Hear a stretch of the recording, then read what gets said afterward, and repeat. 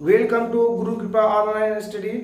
मेरे प्यारे बच्चों, मैं फिर से अपने यूट्यूब चैनल गुरु कृपा ऑनलाइन स्टडी में स्वागत करता हूं। चलिए, आज हम आपको फिर से एक नया अध्याय के साथ एक यूज नया लाए हैं। आप लोग देखते होंगे ऐसा वाक्य, लेकिन बनाने में आपको बहुत तकलीफें होती हैं। आपको जानकारी नहीं होता कि इसमें क्या लगेगा।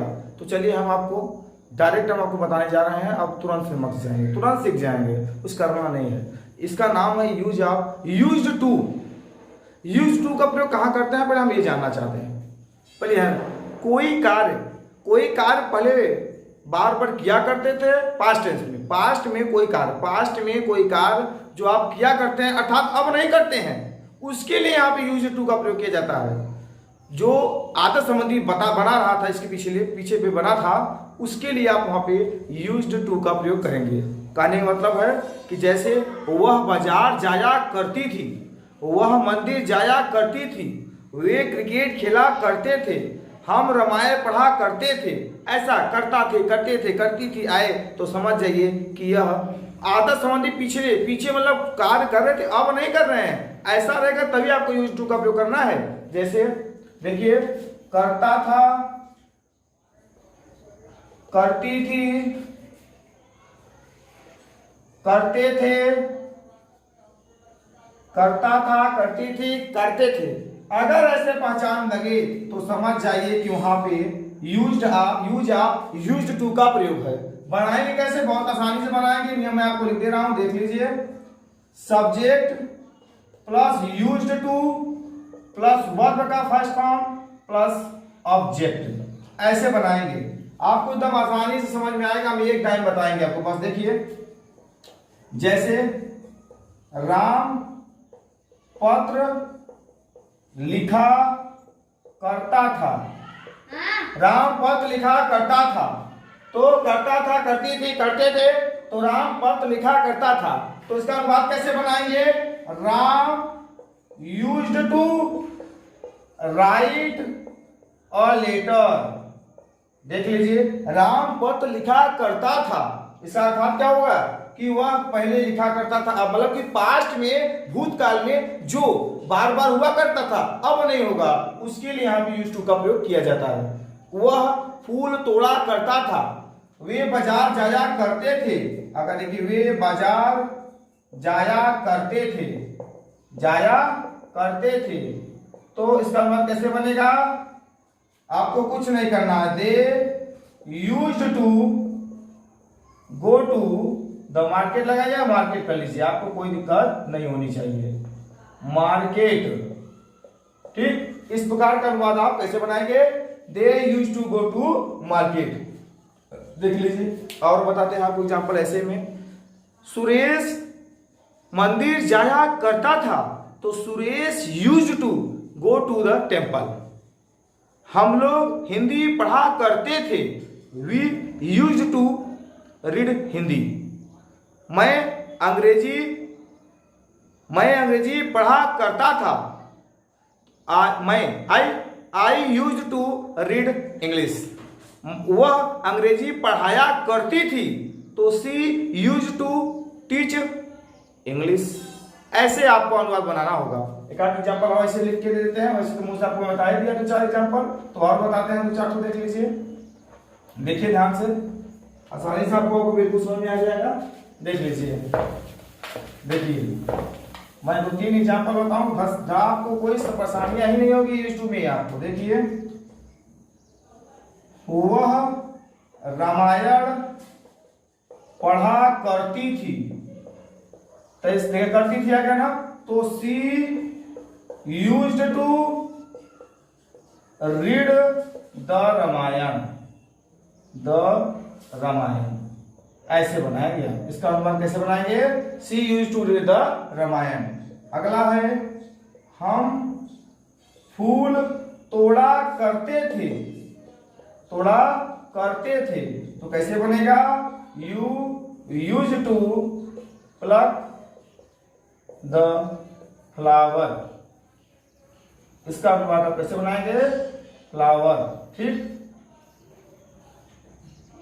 तो we use to pluck the FLOWER ना, या फ्लावर्स भी कर सकते हैं। तो इसका अनुवाद आप ऐसे ही बनाएंगे, ठीक। यूज टू में आपको ऐसे ही बनाना पड़ेगा। चलिए हम आगे दिखाते हैं आपको। आप इसका नेगेटिव सेंटेंस भी आप बहुत अच्छे से समझ जाएंगे। एक बार में ही आपको समझ में आ जाएगा नेगेटिव सेंटेंस। आप पास्ट टेंस में आपको बता चुका हूं कि पास्ट टेंस में क्या लगता है, सहायक क्रिया हर बार आपको हर यूज में भी पढ़ता था। देखिए इसका negative sentence subject plus did not plus use two plus verb का फर्स्ट फॉर्म प्लस ऑब्जेक्ट। इसका नेगेटिव कैसे बनेगा? राम क्रिकेट नहीं खेला करता था। तो कैसे बनेगा? Ram did not use to, खाली यूज टू यूज टू, क्योंकि डिड लग गया तो यूज फर्स्ट फॉर्म हो जाएगा, टू प्ले क्रिकेट। ऐसे बनाइए, Ram did not use to play cricket. अगर इसको आप बनाना चाहें तो Ram used not to play cricket, ऐसे भी बना सकते हैं, ऐसी बात नहीं है। इसका अनुवाद इस प्रकार बना सकते हैं अगला, लेकिन आप टेंस के अनुसार करेंगे तो और अच्छा समझ में आएगा। वे चाय नहीं पिया करते थे, नहीं पिया करते थे। कैसे बनेगा? दे डिड नॉट, ठीक, यूज टू टेक टी। ऐसे बनाएंगे आप। ये आपका हो गया नेगेटिव। जैसे का एग्जाम्पल मैं ऐसे बता दूं कि वह कहवा नहीं पिया करती थी, तो she did not use to take coffee. Coffee को हिंदी में कहवा कहा जाता है, COFFE, कॉफी में कहवा। मैं हलवा नहीं खाया करता था, I did not use to sweet. देखिए आप स्वीट पुडिंग बना होता है हलवा, तो ईट स्वीट पुडिंग, ईट बने खाने के लिए, स्वीट पुडिंग हलवा। तो इस प्रकार से आप इसका अनुवाद बनाएंगे। चलिए हम आपको बताते हैं नेगेटिव सेंटेंस। इसका नेगेटिव तो हो गया, इंटरोगेटिव सेंटेंस, सॉरी इंटरोगेटिव बताएंगे आपको। यूज टू का बहुत सरल सवाल है, ऐसे वाक्य आपको मिलेगा तो आपको एकदम बेहिचक, एकदम आपको तुरंत बना देना चाहिए। और क्योंकि आपको मैं आपने सिखा चुका हूं, इंटरोगेटिव सेंटेंस में डिड को पहले लगाइए, सब्जेक्ट को लगा दीजिए और यूज टू लगा दीजिए, प्लस वर्ब का फर्स्ट फॉर्म लगा दीजिए, प्लस ऑब्जेक्ट क्वेश्चन मार्क। जैसे एग्जांपल चलते हैं, क्या राम पढ़ाया करता था? क्या राम पढ़ाया करता था? करता था करती थी आया ना, तो did Ram use to teach. क्या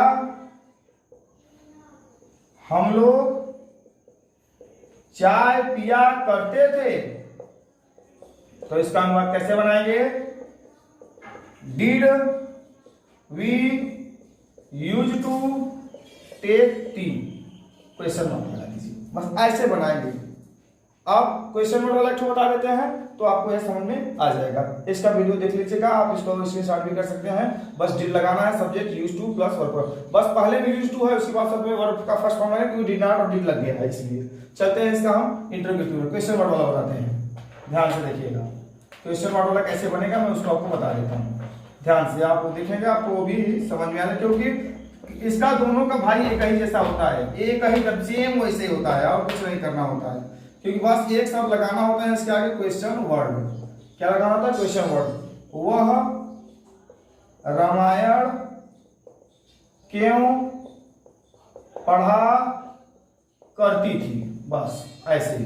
तो क्यों की अंग्रेजी वाई लगा दीजिए, फिर डिड, फिर सी, अब यहाँ पे आपको यूज टू और रीड द रामायण, बस बन गया। कुछ करना है नहीं इसमें, एक ही चीज तो खाट करना है बस। आगे राम क्यों गाना गाया करता था? क्यों गाना गाया करता था? तो why did Ram use to sing a song. ऐसे बनाइए, इसका अनुवाद इस तरीके से बनाएंगे। तो why did Ram use to sing a song. चलिए, तो हम आपका और समय नहीं लेते हुए अब इसके बाद हम आपको अगली वीडियो में एक और यूज लाएंगे। तो आपको रोज एक दिन 2 दिन में आपको एक आध नया नया चीज आपको पढ़ाते रहेंगे।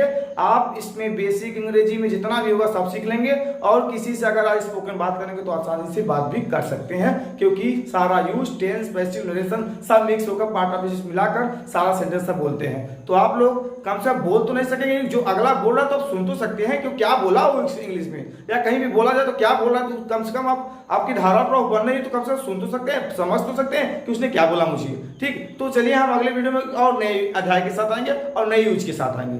ठीक है, तो आपको वीडियो लगेगा अच्छा तो लाइक सब्सक्राइब और शेयर करना मत भूलिएगा। धन्यवाद।